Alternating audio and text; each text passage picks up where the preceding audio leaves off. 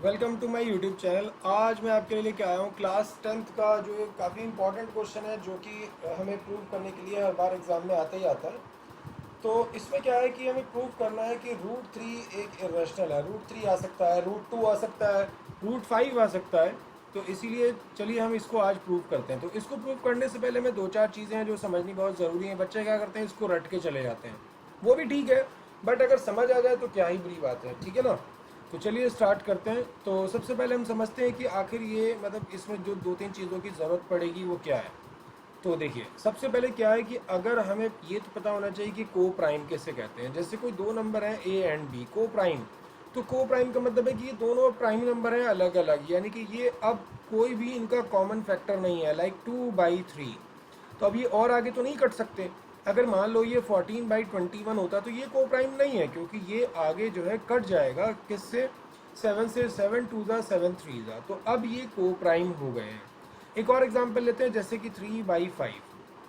तो ये 3/5 क्या है, ये को प्राइम है, ठीक है ना। तो ये और आगे नहीं कट सकते। अच्छा, और एक चीज़ क्या देखते हैं, एक होता है अपने पास रैशनल और एक होता है इर्रेशनल, ठीक है ना। तो रैशनल और इरेशनल में क्या फ़र्क है, मतलब कि ये p/q की फॉर्म में लिखे जा सकते हैं और ये नहीं लिखे जा सकते, ठीक है। तो अगर कोई नंबर रैशनल है तो वो इरेशनल नहीं हो सकता, और अगर कोई इरेशनल है तो वो रैशनल नहीं हो सकता, ठीक है।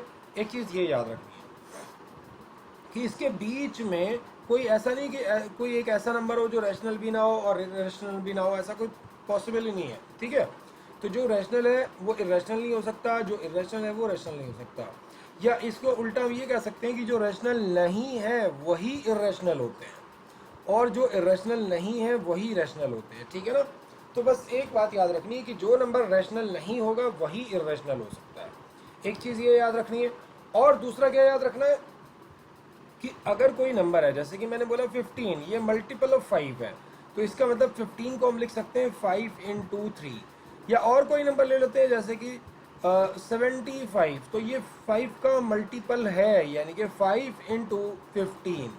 तो मतलब ये लिखा जा सकता है। ये तीन टर्म्स जो है इसमें ज़रूरत पड़ेगी क्वेश्चन में इसकी। तो चलिए स्टार्ट करते हैं। तो सबसे पहले इसने बोला है कि रूट थ्री को रैशनल करो, तो क्या करेंगे, let root three is a rational. हम इसको रैशनल ले लेते हैं, ठीक है, कि ये हमारा एक रैशनल नंबर है। हम इसको रैशनल प्रूव करेंगे, और अगर हम इसे रैशनल प्रूव नहीं कर पाए तो क्या बचेगा, ये इरेशनल बचेगा। तो चलिए, जब ये रैशनल है तो इसका मतलब हम इसको p/q की फॉर्म में लिखा जा सकता है कि a/b लिख लो या p/q लिख लो, कुछ भी लिख सकते हैं, ठीक है।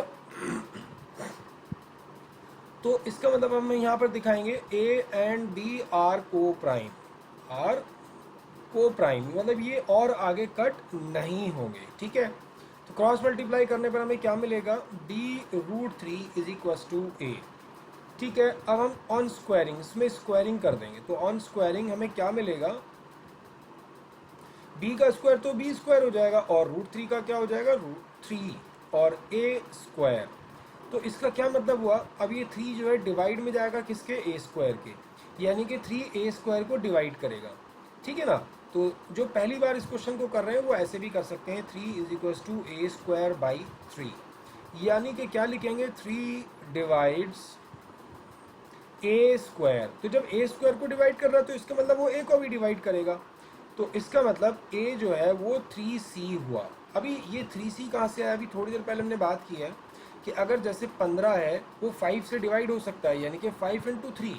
तो ऐसे ही अगर कोई भी नंबर है a, ये 3 से डिवाइड हो रहा है, यानी कि 3 × c, ठीक है ना। इसलिए हमने c ले लो, आप कुछ और लिख सकते हो, a और b के अलावा कुछ भी लिख सकते हो, 3q लिख दो, कुछ भी, ठीक है।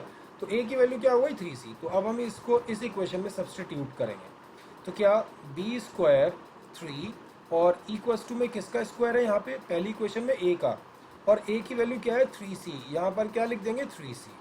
तो जब इनके ब्रैकेट्स ओपन करेंगे तो b² 3 का स्क्वायर कितना होता है बेटा, 9c²। ये 3 जो है मल्टीप्लाई से इसके डिवाइड में आ जाएगा, या आप एक काम करो 9 को इधर ले जाओ, ठीक है ना, ताकि आपको समझने में आसानी हो, ठीक है। तो b² 3/9, तो ये क्या हो गया, इधर बचा c²। तो ये 3 से 9 कट जाना है, यानी कि b² 3 = c², यानी कि 3 किसको डिवाइड कर रहा है, b² को। तो यहाँ लिखेंगे 3 डिवाइड्स b², ठीक है। इसी तरह से जब बी स्क्वायर को कर रहा है तो इसका मतलब 3b को भी डिवाइड करेगा। और तो ये तो अलग हो गया ना, एजम्पशन रॉन्ग हो गया। हमने क्या बोला था शुरू में कि ए और बी को प्राइम है, यानी कि इनको कोई भी डिवाइड नहीं कर सकता, कोई भी इनका कॉमन मल्टीपल नहीं है, कोई भी इनका कॉमन फैक्टर नहीं है।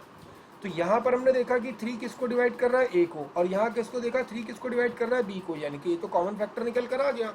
तो इसका मतलब हमने इसको रैशनल एज्यूम किया था और हम इसको रैशनल एज्यूम करने में मतलब नहीं कर पाए। तो इसका मतलब क्या हुआ, ये कॉन्ट्रडिक्शन जो है, ये अजम्पशन जो है हमारा रॉन्ग हो गया।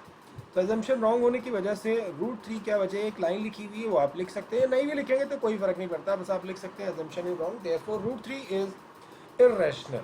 तो ये हमारा क्या प्रूव हो गया, इर्रेशनल। अब अगर मान लो 3 की जगह 2 आ जाएगा तो कोई बात नहीं, 2 में डाल देंगे, √2 डाल देंगे, और √2 का स्क्वायर 2 हो जाएगा, 2 का स्क्वायर कितना हो जाता है 4।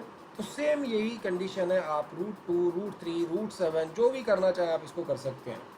तो कैसी लगी वीडियो ज़रा मुझे कमेंट में बताइएगा, और अगर आप चैनल पर नए हैं तो सब्सक्राइब भी कीजिएगा। Thank you for watching.